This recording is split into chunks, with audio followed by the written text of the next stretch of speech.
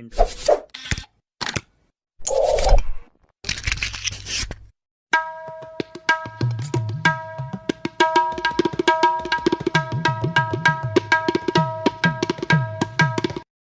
वारंवार पाद येणे, करपट ढेकर, अपचन आणि पोटदुखी यासाठी करा हा उपाय।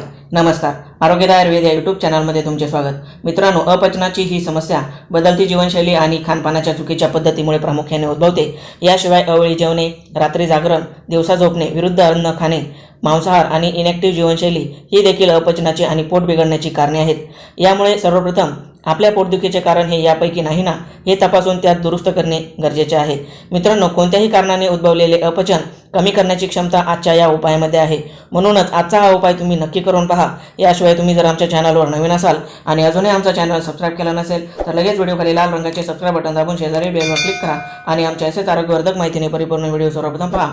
मित्रांनो, अपचन नष्ट करणारा आजचा उपाय बनवण्यासाठी आपण सर्वप्रथम एक छोटे भांडे घेणार आहोत। यामध्ये 2 ग्लास एवढे पाणी घ्यायचे आहे।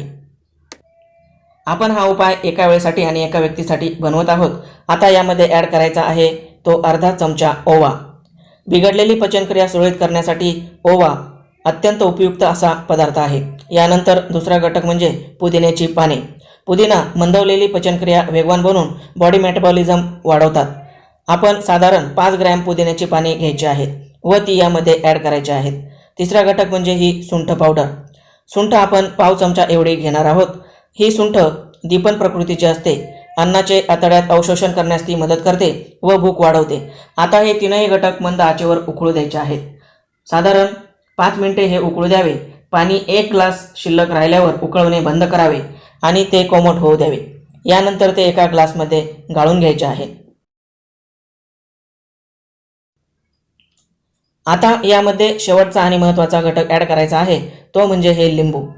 1 चमचा एवढा लिंबाचा रस आपण यामध्ये ॲड करायचा आहे। हे व्यवस्थितपणे मिक्स करायचे आहे। आता आपला हा उपाय तयार झाला। याचे सेवन जेवणाआधी अर्धा तास करायचे आहे।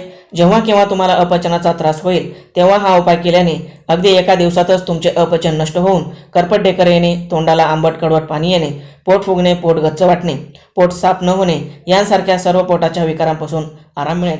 धन्यवाद।